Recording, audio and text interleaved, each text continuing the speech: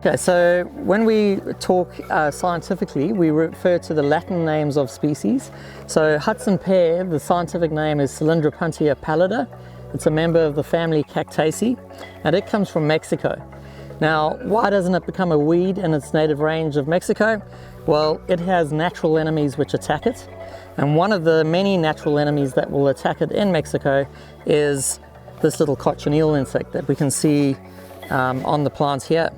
The little cochineal insect's name scientifically is Dactylopius tomentosus, and it's a specialized insect that only feeds on Hudson pear. This is a particular lineage called Californica variety parkeri, and for the different Cylindropuntias that we're trying to control biologically, we have different lineages of this particular species that are specialists on each of those targets.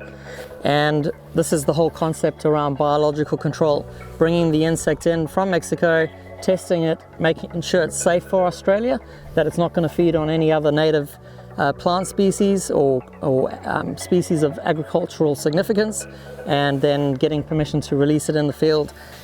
You can see how well this little insect is attacking this plant. So we've got a little bit of green material here with some living cochineal on it, but a lot of the plant has already succumbed to the effects of the insect feeding on the plant.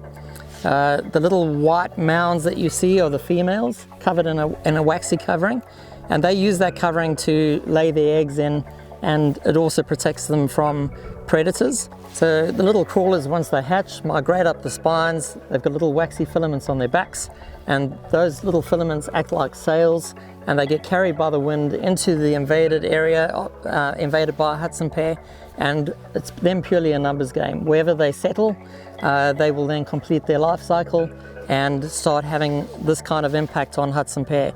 If they don't hit the Hudson pear, they will then perish and not be able to have any further sort of development.